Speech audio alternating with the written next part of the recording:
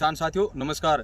अभी हम देख रहे हैं कोरोना काल के बाद में मार्केट के अंदर सिट्रस वर्गीय जो भी फल है, नींबू, मौसमी, किन्नू, संतरा, इनकी काफ़ी अच्छे रेट्स बढ़ रहे हैं और किसान को काफ़ी अच्छा मुनाफा हो रहा है।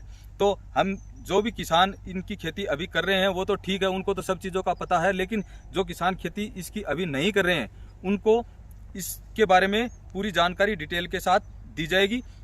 ट्रेडिशनल अपन खेती कर रहे हैं उसमें अपना जो खर्चा हो रहा है उतना भी फायदा नहीं हो रहा है। तो ट्रेडिशनल खेती के साथ में हम जो नींबू वर्गीय पौधे हैं जैसे नींबू है, मौसमी है, किन्नू, संतरा, इनकी खेती करके और बहुत अच्छा मुनाफा कमा सकते हैं। तो आज मैं आपको नींबू के बारे में डिटेल से बताने वाला हूं। नींबू के पौधे कहां से लेकर के आने हैं, पौधे की बुआई कैसे करनी है, कितनी इसकी उपज कितनी होती है, कौन कौन से कीट और रोग इसके अंदर आते हैं और मार्केटिंग कैसे करनी है। तो वीडियो पे अंत तक बने रहें और चैनल पे पहली बार विजिट करें तो चैनल को सब्सक्राइब जरूर कर दें।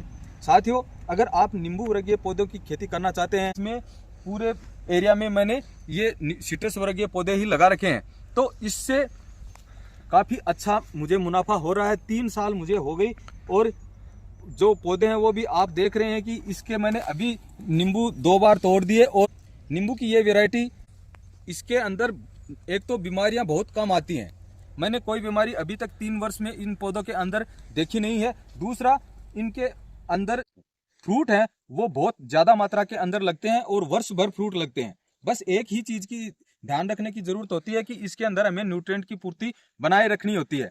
अब मैं ऑर्गेनिक खेती करता हूं तो ऑर्गेनिक खेती के हिसाब से इनके अंदर मैं न्यूट्रिएंट देता हूं, तो उस हिसाब से न्यूट्रिएंट दे करके अगर घर के अंदर आप एक पौधा अपनी आवश्यकता के लिए लगा रखे हैं तो उससे आपको वर्ष भर इसकी जो विटामिन सी है वो मिलती रहेगी, आपका इम्यूनिटी बूस्ट रहेगा। और जो बीमारियां हैं, अब जगह जैसे लोगों को पता नहीं है कि सर्दी के अंदर जो विटामिन सी है उसका बहुत बड़ा रोल होता है। सर्दी, जुकाम, खांसी, ये जो भी बीमारियां होती हैं जो सर्दियों के अंदर होती हैं, उसके अंदर ये नींबू बहुत अच्छा कार्य करता है। कुछ लोग तो ऐसे कहते हैं कि नींबू की चाय बना के पी लो। अब उनको ये पता नहीं कि इसमें नींबू की चाय काम क्या करती है।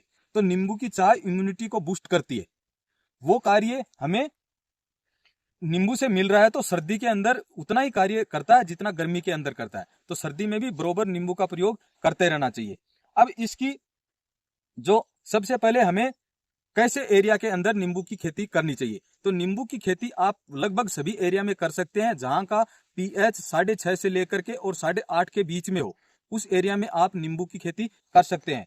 उसमें आपको जिले के अंदर जो सरकारी लैब है उसमें आप मिट्टी का टेस्ट करवा ले और कौन कौन से न्यूट्रिएंट की जो अपनी जमीन है उसके अंदर कमी है उसकी पूर्ति हमें करनी होगी। सबसे एक तो हाई डेंसिटी में पौधे लगाओ और एक आप 15 बाई 15 या 20 बाई 20 यानी 3 मीटर की दूरी के ऊपर भी आप पौधे लगा सकते हैं अगर उसके बीच में आप खेती करना चाहते हैं तो। लेकिन खेती करने वाले किसानों को मैं एक चीज बता दूं कि जो इनके बीच में पौधों के बीच में खेती करते हैं और वो पौधा अगर बीजू नहीं है, उस बीज से नहीं है, वो कलम से है, तो उन पौधों के अंदर प्रॉब्लम ये आती है कि जो उनकी जड़ें होती हैं वो ज्यादा गहरी नहीं होती, वो साइड में ज्यादा होती हैं।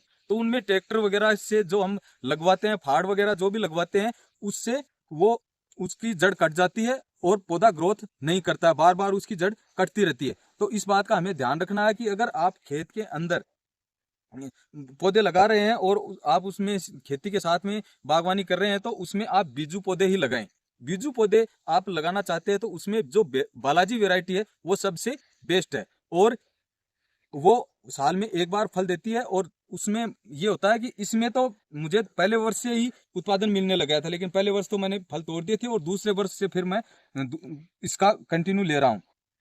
तो उसमें आपको 3 वर्ष तक कोई उत्पादन नहीं मिलेगा, 3 वर्ष बाद में प्रोडक्शन शुरू होता है, लेकिन उसके बाद में आपको अच्छा मुनाफा देने वाली किस्म है। और ये जो वैरायटी है ये है कुमकाठ, इसके अंदर वर्ष भर, ये कागजी नींबू की वैरायटी है, इसका जो छिलका होता है वो पतला होता है, पतला छिलका होता है इसका। तो ये वैरायटी साल भर प्रोडक्शन देती है, लेकिन इसका एक फायदा ये है कि इसके अंदर वर्ष भर जो फ्रूट है वो लगे रहते हैं और बीमारियां नहीं आती, ना सर्दी का कोई इफेक्ट इसके ऊपर आता है।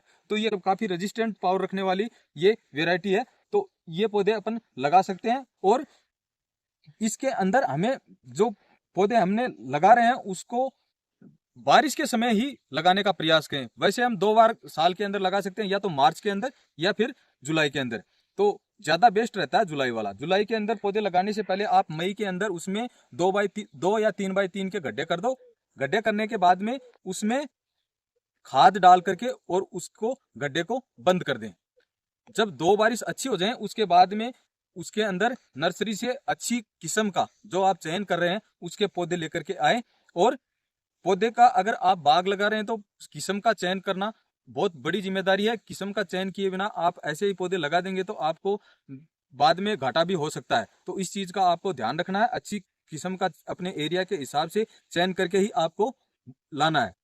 उसके बाद में उस पौधे को आपने लगा दिया। लगाने के बाद में उसके अंदर जो सरसों की खली, नीम की खली और मूंगफली की खली को 5 दिन तक ड्राम में डाल करके और उनके अंदर पौधे के अंदर डाल दो। उसके साथ में आप ह्यूमिक एसिड पौधे के अंदर चला दें और जो वेस्ट डिकम्पोजर है वो भी हर 15 दिन से और जीवामृत भी 15 दिन से, ऐसे करके शुरू के अंदर उसकी ग्रोथ शुरू करने के लिए आपको ये जैविक प्रोडक्ट काम में लेने हैं। इससे पौधे के अंदर अच्छी ग्रोथ हो जाएगी। कुछ लोग जो केमिकल का यूज करते हैं, केमिकल से फायदे के बजाय सिट्रस में घाटा ज्यादा होता है, क्योंकि जब आप केमिकल का प्रयोग करते हैं तो पौधे थोड़े समय के बाद में उसमें खराब होने लग जाते हैं। तो केमिकल का प्रयोग कम से कम करें। और केमिकल में तो आपको एनपीके का 19-19-19 मिलता है, काफी चीजें यूज करते हैं। माइक्रोन्यूट में सागरिका का आता है, वो चीजें काम तो करती हैं लेकिन उनका रिजल्ट उसमें कितना लंबे समय तक फायदा हो, ये चीजें मैं ऑर्गेनिक करता हूं तो मैं उन चीजों में ज्यादा विश्वास नहीं करता। सुहागा इसमें क्या होता है कि जब ये मतलब अगर फ्रूट में आए पौधा, जब फ्लोरिंग में आ जाए तब सुहागे का प्रयोग इसमें अवश्य करें, क्योंकि ये जो फ्रूट होते हैं उनमें वो बनते समय बोरेक्स या बोरोन की बहुत ज़्यादा ज़रूरत पड़ती है। तो उसमें आप पंसारे के यहाँ से सुहागा ला के उसको तवे पे गर्म करके और उसका स्प्रे पौधे के अंदर कर दें।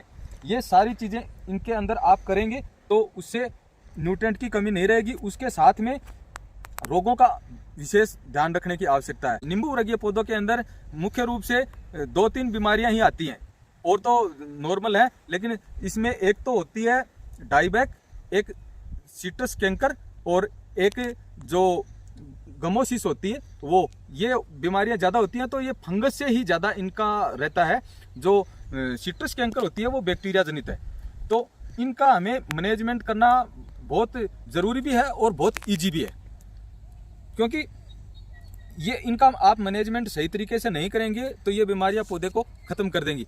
तो जैसे ही बीमारी इसके ऊपर आए वैसे ही उसका कंट्रोल कर ले। तो वैसे मैंने अलग से इसका सिट्रस कैंकर का और इनका वीडियो अलग से बनाया हुआ, उसको आप डिटेल से देख सकते हैं। लेकिन इसका अगर आपको ट्रीटमेंट करना है तो उसमें आप नीला थोथा और चूना मिला करके हर 15 दिन से 3 बार स्प्रे कर दें। और जब भी पौधे के अंदर, जब अप्रैल के महीने में और सितंबर में, इस समय पौधे के अंदर जो नीला थोथा होता है और चूना, उसको मिला करके बोर्डो मिश्रण बनता है। बोर्डो मिश्रण का जो पेंट है वो पौधे के तने के ऊपर कर दे, उससे गमोसिस की प्रॉब्लम पौधे के अंदर नहीं आएगी। तो इस चीज का हमें ध्यान रखना है। कीटों के अंदर, इसके अंदर मेन जो कीट होता है वो होती है तितली।